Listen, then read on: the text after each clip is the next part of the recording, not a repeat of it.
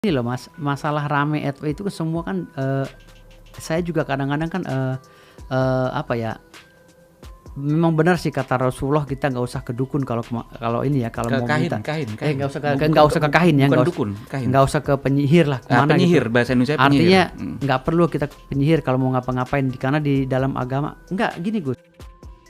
Halo Sobat Fakta, Bang Pin ketemu lagi dengan Bang Pin yang terus mengabarkan fakta viral seputar selebritas tanah air yang terus saja bikin berita, dan dengan berita mereka tetap eksis di ranah media.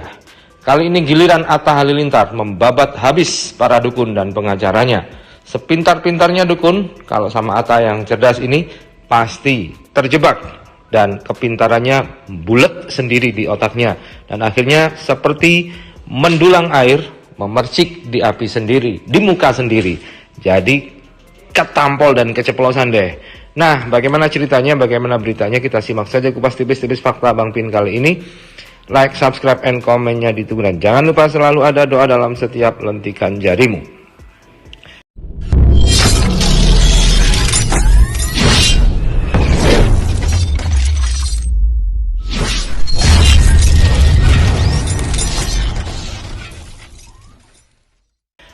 Atta Halilintar kita tahu adalah orang yang rasional, orang yang cerdas. Di usia muda dia sudah sukses sebagai YouTuber nomor wahid bahkan di Asia Pasifik.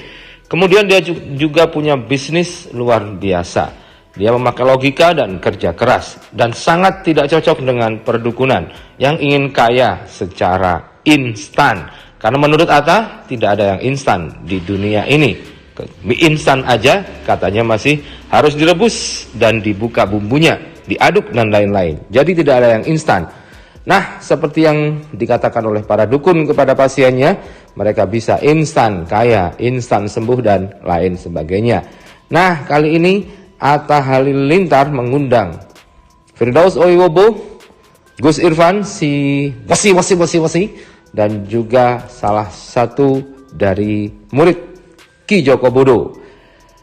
Namun saat podcast, Atta dengan kepolosan dan kecerdikannya menguji kecerdikan dari Firdaus Oiwobo.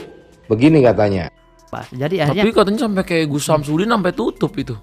tutup sebentar, sekarang buka lagi. Katanya di demo sama masyarakat. Awalnya memang seperti itu karena diduga ya ulah dari Marcel ini, di si dukun merah ini. Jadi sepi. Ya, jadi dukun merah ini si Marcel Radival menyebarkan hoax ya, berita hoax sehingga merugikan si Samsudin ini. Tapi dukun kan katanya bisa ini ya Pak, bisa bikin rame.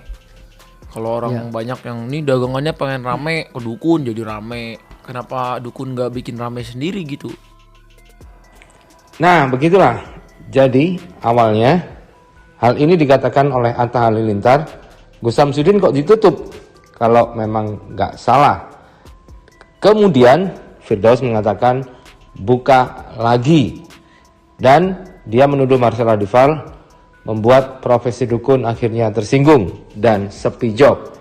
Atta mengarahkan opini dari Firdaus dengan mengatakan tapi sepi. Karena diduga ya ulah dari Marcel ini, di si dukun merah ini. Jadi sepi. Ya, jadi dukun merah ini si Marcel Radival menyebarkan hoax ya, berita hoax sehingga merugikan si Samsudin ini. Tapi dukun kan katanya bisa ini ya Pak, bisa bikin rame.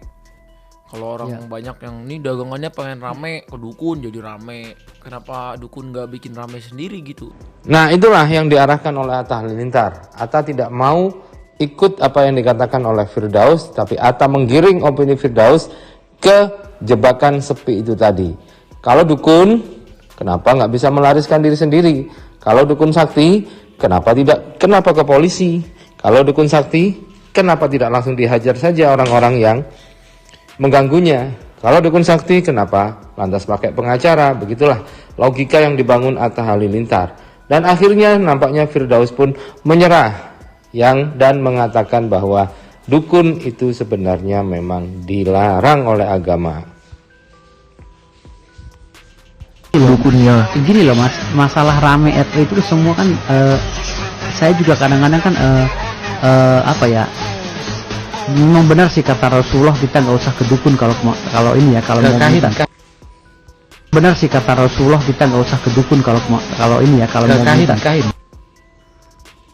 Memang benar sih kata Rasulullah, kita nggak usah ke dukun kalau ini ya, kalau mau minta. Nggak usah ke kahin ya, nggak usah ke penyihir lah. Nah, keceplosan kan kata Rasulullah, kita nggak usah ke dukun. Firdaus kejebak, keceplosan, mulutnya nyelonyor aja.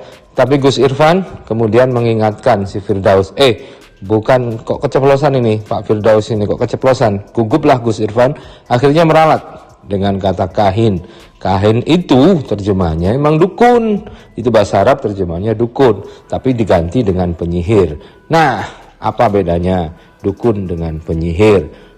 Memang itu istilah-istilah kata, dan ente kadang-kadang ngomong nggak jelas ente. Terkait dengan sepi, tidak terkait dengan status sosial yang Tapi ada ada pengaruhnya kan, jadi orang pada saat itu berkurang ada yang kan. pengaruh, pada saat itu ada pengaruh. Namun setelah dukun-dukun ini sering klarifikasi, sering ikut podcast dan menjabarkan tentang perbedaan antara dukun dengan kahin, itu Jadi rame lagi. Akhirnya masyarakat jadi, udahlah ini udah permainan, udah apalah bahas. Jadi akhirnya Tapi katanya sampai kayak Gus Samsudin sampai tutup itu.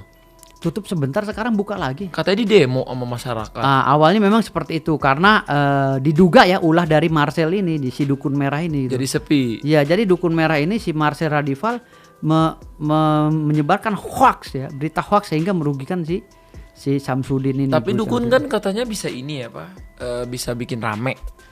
Kalau orang Ya. banyak yang ini dagangannya pengen rame, ke dukun jadi rame. Kenapa dukun nggak bikin rame sendiri gitu?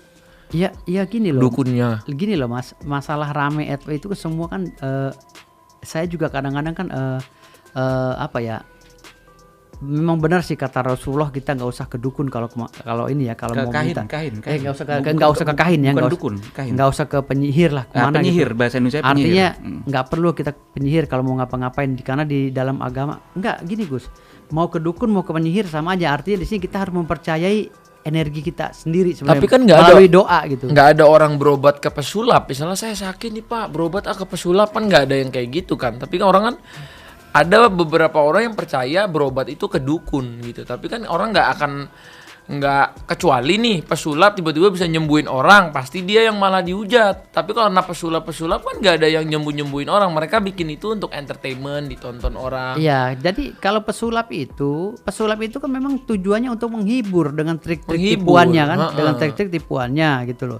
Entertainment kan. Iya, beda dengan dukun. Kan? Cuman yang menjadi permasalahan hari ini, ketika orang yang mengaku pesulap, si dukun Marcel Radival ini menghina dukun-dukun lain gitu. Kenapa saya bilang Marcel Radival dukun merah? Karena dia punya sertifikat Reiki, dia sah menjadi dukun, dan bahkan dia tidak sah menjadi pesulap karena dia nggak punya izin gitu loh. Artinya sulap juga harus ada izin. Harus ada izin kalau dia bisa mengacu pada semua trik sulapnya tanpa harus dibuat legalitasnya. Karena ketika dia tidak berizin, nanti kalau dia berbicara masalah tentang sulap dan itu berimbas negatif kepada kehidupan masyarakat, akhirnya dia impactnya kena permasalahan hukum.